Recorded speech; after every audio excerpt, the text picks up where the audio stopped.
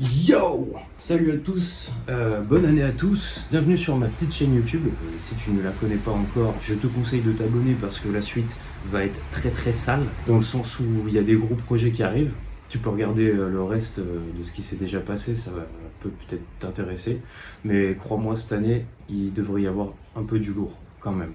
Pour commencer, prochain projet là sur lequel je vais me lancer, c'est une 7 cordes multiscale qui ressemblera à peu près à ça. Là, c'est un prototype que j'avais fait il y a quelques temps, histoire d'avoir à peu près la forme, les dimensions, tout ça, pour voir un peu aussi ce que ça donne faire une touche multiscale, un manche de 7 cordes, etc., que j'avais jamais fait encore. Donc là, j'ai à peu près les proportions, les dimensions, donc je sais à peu près à quoi m'attendre, quoi. Donc voilà, ça va ressembler à peu près à ça, mais avec des trucs de ouf. Je vais te montrer tout ça, parce que j'ai déjà tout. Et crois-moi, ça va chier. Alors, là je te montre vraiment tout ce qui est bois. Donc là ici on a le manche qui sera avec deux essences de bois. Donc là on a un bel érable blondé, tu vois. Ça va être la plus grosse partie du manche.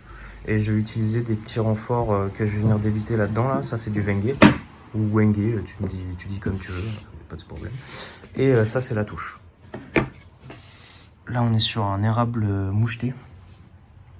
Ça c'est vraiment magnifique, sa grand-mère. Donc voilà, ça c'est pour le manche. Ça c'est pour le corps. Donc ça c'est le corps en Wenge. Donc la plus grosse partie, tu vois. Super beau d'ailleurs. Vraiment il est magnifique. Là on est sur de l'amarante pour la table. En fait, la table, donc l'amarante c'est un bois qui est violet de base. Hein. C'est naturellement violet. Donc là tu vas avoir en fait... je vais te montrer. Donc en fait on va avoir le corps, la plus grosse partie, la table. La table c'est ce qui va arriver au-dessus, en amarante. Entre le Wenge et la table en amarante, je vais mettre un plaquage blanc. Donc il y a un petit plaquage blanc d'érable sycomore, un peu ondé aussi d'ailleurs. Bon, après le bondage on s'en fout un peu étant donné que ça va être juste du plaquage entre les couches. Donc là tu vois, ça va donner ça, voilà. Donc tu vois, ça va faire un petit liseré blanc. Une fois qu'on fera les contours de la guitare et tout, tu vas voir, ça va ressortir, ça va faire un truc vraiment sympa. Au-dessus de la table, je remets un autre plaquage blanc comme ça. Donc ça va donner ça à peu près. Et au-dessus de ça, fibre de carbone. Alors il y a un truc bleu en dessus, donc on va pas bien se rendre compte. Mais donc du coup, ça va donner un truc à peu près comme ça. Wenge, petit plaquage blanc, table en amarante, violet, petit plaquage blanc et fibre de carbone sur la façade. Donc je vais pas te mentir, il y a moyen que ça déchire sa grand-mère. Je vais maintenant te parler des pièces qu'il va y avoir. Là c'est pareil, c'est du très lourd. Bam! Mécanique Spertzel, accastillage doré, donc tout l'accastillage est doré. Alors oui, j'ai dû acheter 2 boîtes puisque c'est une 7 cordes et ça se vend pas à l'unité. Donc c'est à dire que je vais avoir 5 mécaniques qui me coûtent la peau du cul en plus. On essaiera de les réutiliser un jour sur un autre projet. Le strap-lock doré. Là après t'as tout l'accastillage, t'as les boutons, tout le bordel. Ça c'est le chevalet. Donc c'est un multi-chevalet vu que ça va être une multi-scale. Ça c'est c'est pour chaque corde en fait, donc tu as le ponté, tout le bordel. Et donc là il y en a 7 comme ça. Bon après ça c'est tous les trucs, les plaques, les machins, le bordel. Scie Graphtec. Alors ça c'est les frettes que j'avais achetées, mais je sais pas si je vais utiliser celle-là. Ça c'est des frettes en inox, celles que j'avais utilisées sur la guitare de Farine. Elles sont très bien, hein, mais du coup j'hésite à prendre des frettes en... Merde. Je sais plus ce que c'est comme alliage, mais c'est des frettes qui sont dorées et qui sont vachement utilisées. Je sais plus qui est-ce qui fabrique ça, mais ils sont vachement connus et c'est vraiment Giscard. Voilà, c'est ça, c'est les frettes Giscard. Gold, je sais plus quoi là. Et ça a l'air vraiment sympa. Du coup, je me tâte. Je pense que je vais utiliser ça. En plus, c'est des jumbo, donc elles sont un peu plus larges, un peu plus hautes et tout. Et je pense préférer travailler ça. Ça, c'est le switch chaleur. C'est celui que j'avais utilisé là sur la mienne, Mega Switch M. Et ça que je te disais, tu vois, tu as toutes les connexions là, c'est un bordel. Bref, voilà, petite pile, hein, que on est sur des micros actifs. Fishman Tosina Basi, est-ce que j'ai encore besoin de les présenter? Je ne pense pas. Putain de micro de ouf pour l'électronique. Et puis du coup des cordes. Voilà. Donc niveau pièces, là on est vraiment sur du très très lourd, de type qualitatif, de type un peu rush aussi. Donc ça va pas être une guitare à... Ça, tu peux être sûr qu'il y aura 4 chiffres déjà. Mais vraiment là on part sur quelque chose de fou.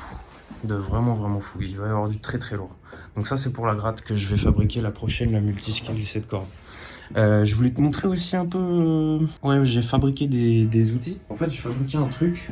Normalement ça s'appelle comme ça, Router Radius Dig. En gros c'est un truc qui va permettre de venir défoncer le radius de la touche directement au lieu de le poncer. Ah, tu vas me dire, t'es un peu con, tu te fais chier, t'as juste une cale et tout, pourquoi tu le fais pas à la main? Parce que je pense que ça peut être sympa déjà de le faire comme ça. J'avais envie d'essayer, j'avais envie de fabriquer tout ça aussi. Je suis un peu ouf. Et puis parce que je pense que c'est peut-être assez précis, c'est peut-être un peu plus précis aussi. Au moins t'es sûr d'avoir un truc vraiment bien, direct. Et puis ça évite de te faire chier à poncer pendant une bonne heure. Parce que quand tu dois bouffer toute la touche, c'est chiant. Donc là, t'as plus qu'à mettre un papier de ponçage de finition sur la cale que tu utilisais avant pour faire tout le radius, juste finition. Et du coup, tu peux faire toute la défonce qui te prend beaucoup moins de temps. Puis si t'as plusieurs manches à faire en un coup, tant qu'à faire... au moins là, tu pourras faire ça vraiment plus rapidement. Donc par contre, je suis obligé d'en fabriquer un à chaque fois que je dois changer de radius, bien sûr. Mais comme moi, j'utilise beaucoup le radius de 20 pouces, là, j'ai fabriqué celui-là, puisque ça sera aussi le radius qu'il y aura sur la prochaine. La défonceuse, je l'ai encastrée dedans. J'ai fabriqué un espèce de petit chariot où elle va être dedans. Là, j'ai fait une petite table. Donc là, la table, elle sera fixe. Et c'est ça qu'on va déplacer comme ça, tu vois. Bon, là, faut la fixer et tout, mais donc, bon, tu comprends à peu près le principe.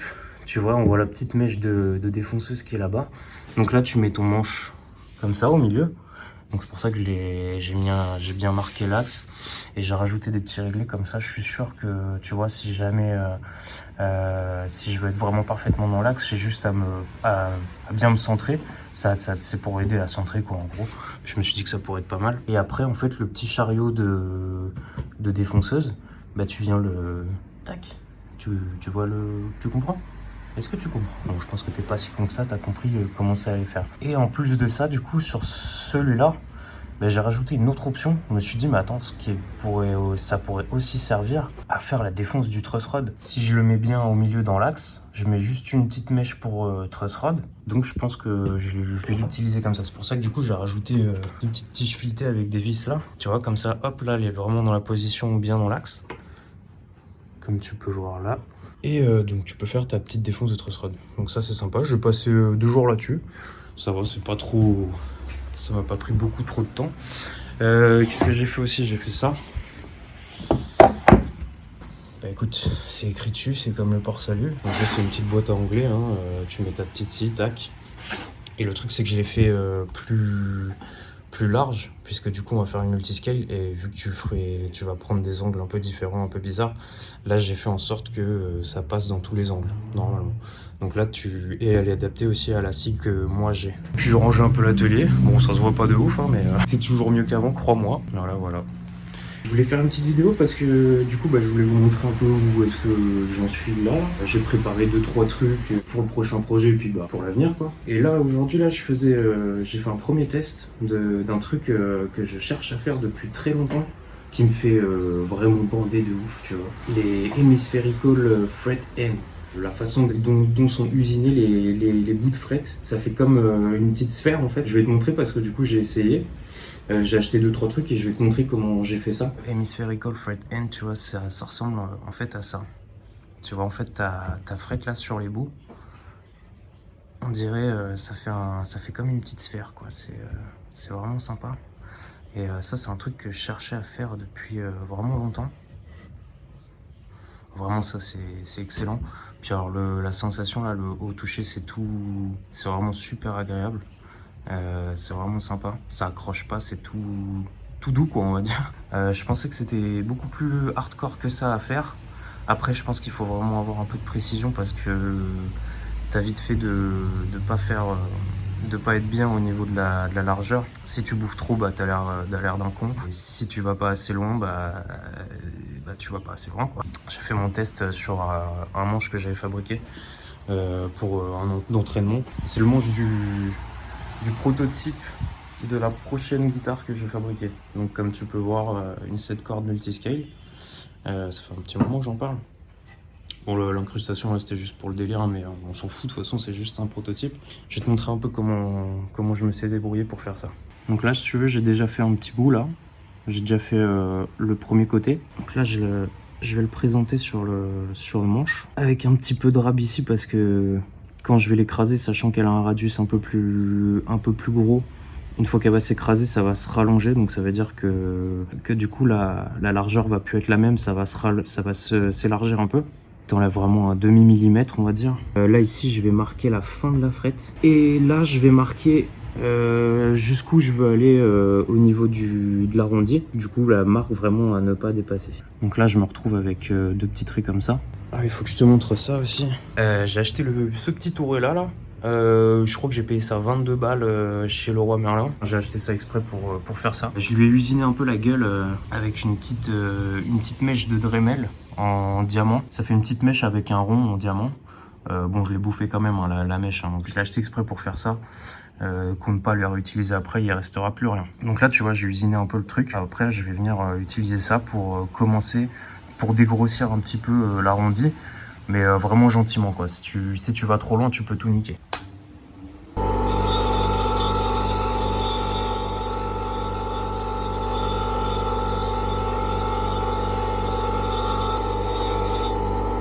Faut vraiment pas appuyer beaucoup, hein. Tu vas vraiment mollo. Juste là, j'avais oublié de... Normalement, tu sais, t'enlèves le thé de la frette, là. Ça, tu l'as déjà vu dans mes autres vidéos. J'ai juste passé un tout petit coup de touret dessus pour bouffer le restant de la... Après ça, moi, ce que je fais, c'est que du coup, je passe... ça, c'est un petit bout de 180. Je viens un petit peu réajuster tout l'arrondi à la main. Parce que là, tu vois, c'est vraiment juste dégrossi. C'est un peu... c'est grossier, quoi. Là, je vais retravailler l'arrondi un peu partout, quoi. Que ça commence à faire vraiment un truc sphérique. On voit à peu près ce que ça donne comme ça. Là, après, j'utilise une petite mousse comme ça. C'est un truc, c'est une espèce de mousse abrasive, c'est donné comme du crin 180, mais bon, ça te le bouffe pas autant que du papier de verre 180. C'est à titre indicatif à mon avis parce que c'est pas du tout du 180, on va dire. Donc là après, je vais essayer d'affiner un petit peu toutes les petites facettes que ça a pu créer avec le papier de verre et le touret. Donc c'est quand même un peu abrasif, hein. Mais pas des masses non plus. Je trouve que c'est parfait pour ça. Ça, tu trouves ça chez Leroy Merlin, tu trouves ça partout maintenant. Donc voilà à peu près ce que ça donne. Donc là après, je vais l'encastrer la frette. En théorie, je devrais arriver pas trop mal. Donc là, je commence à la positionner là où je veux qu'elle arrive. À ce niveau-là, j'encastre le premier côté.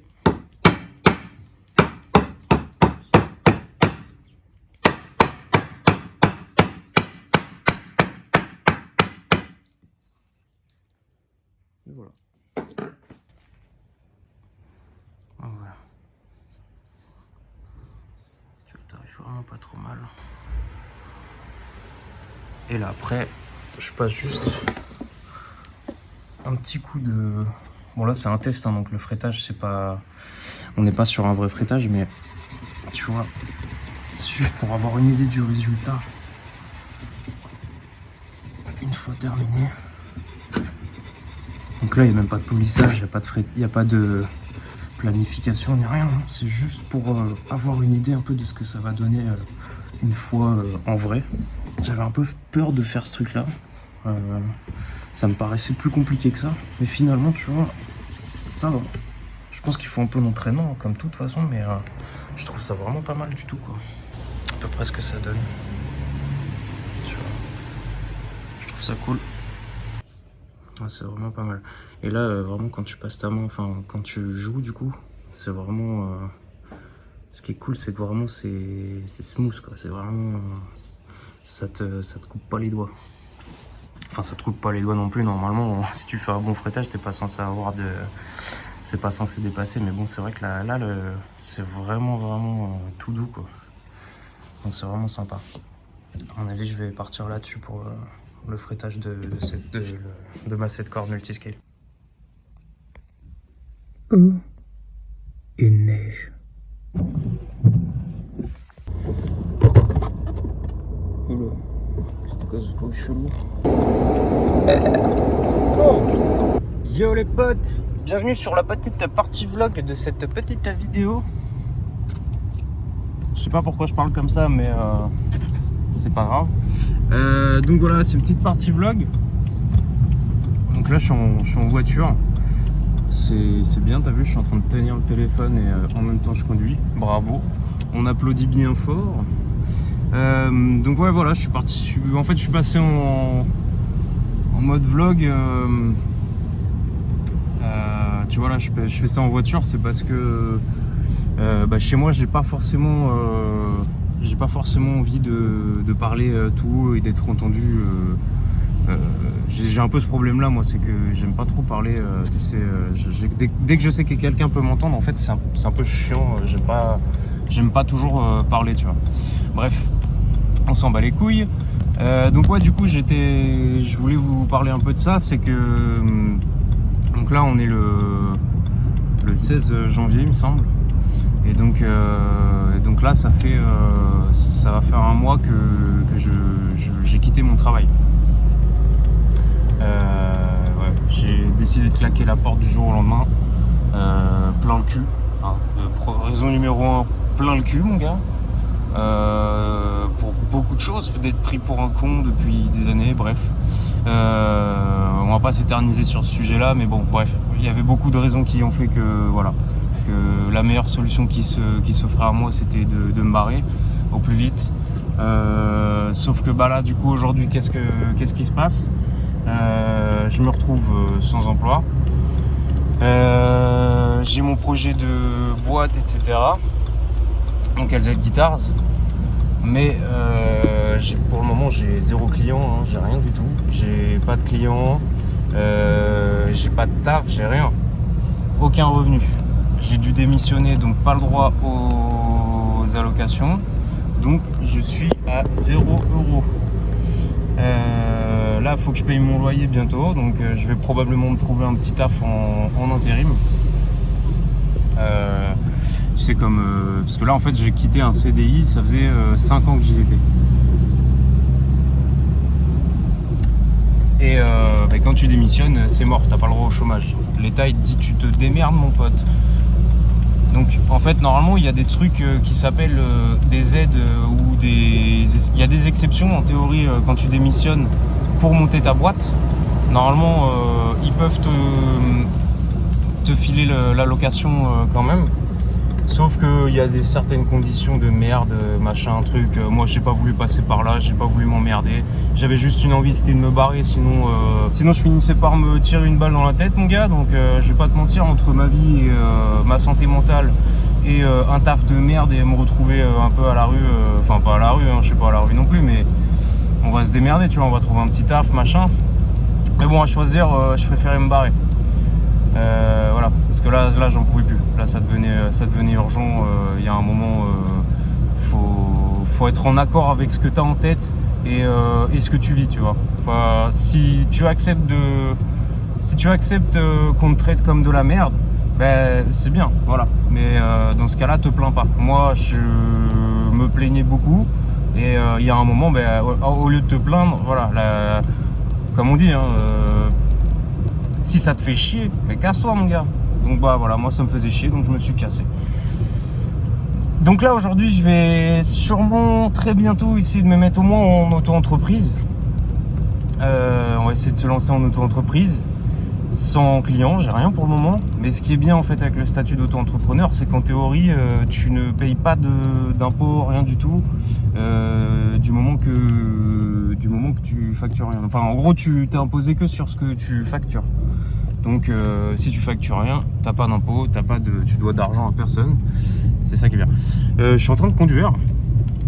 En plus, il neige sa mère. Voilà, ça se voit pas trop là, mais en vrai ça tombe bien. Les gens ils roulent pas du tout, c'est chiant. Bref, et donc voilà, donc je pense que je vais quand même me mettre en auto-entreprise d'ici très peu de temps. Là je suis en train de démarrer, comme tu l'as vu dans la vidéo, je suis en train de démarrer mon projet multiscale. Donc qui sera probablement, je dis pas forcément qu'elle sera mise en vente, parce que le truc c'est que ce qui serait cool aussi dans mon projet, c'est que j'ai au moins une vitrine, et en soi cette guitare là, vu ce que je compte faire dessus, ça me ferait quand même une belle vitrine. C'est à dire que s'il y a des gens qui sont intéressés pour se faire une guitare par mes propres services, par ma propre personne, eh bien ça serait cool quand même qu'ils puissent essayer, voir en vrai, toucher, voir la gratte en vrai, ce que je suis capable de faire, quoi, la qualité du travail que je propose. Donc c'est vrai que ça serait cool d'avoir une guitare quand même en ce que j'appelle vitrine, quoi. Donc est-ce que je la vendrai tout de suite? Je sais pas, elle sera peut-être mise en vente, mais bon, on verra. Après, s'il y en a qui sont intéressés, enfin si ça intéresse des gars et qui disent vas-y je te l'achète et tout, pourquoi pas, tu vois. Et après parce que ça me permet, si elle part direct, ça me permettrait d'en fabriquer au moins 2 autres dans la foulée, si ce n'est plus, mais au moins 2. Ce que j'aimerais bien, c'est vendre une guitare et relancer 2 projets directement derrière, et le reste de l'argent, si en reste, investir dans des machines et tout ça, des outils, du matériel, parce que j'ai quand même pas mal, j'ai des idées en tête et tout, et il y a des trucs où va falloir, enfin j'ai des petits investissements à faire niveau outillage, machine, etc. Donc voilà les projets à peu près. Donc j'aimerais bien que ça se lance. Après il y a YouTube, ça fait un peu de pub et tout, c'est ça qui est cool. Mais le temps que ça se lance, pour le moment, il y a Z, tu vois, il y a R, il y a 0, tu vois, il y a rien du tout.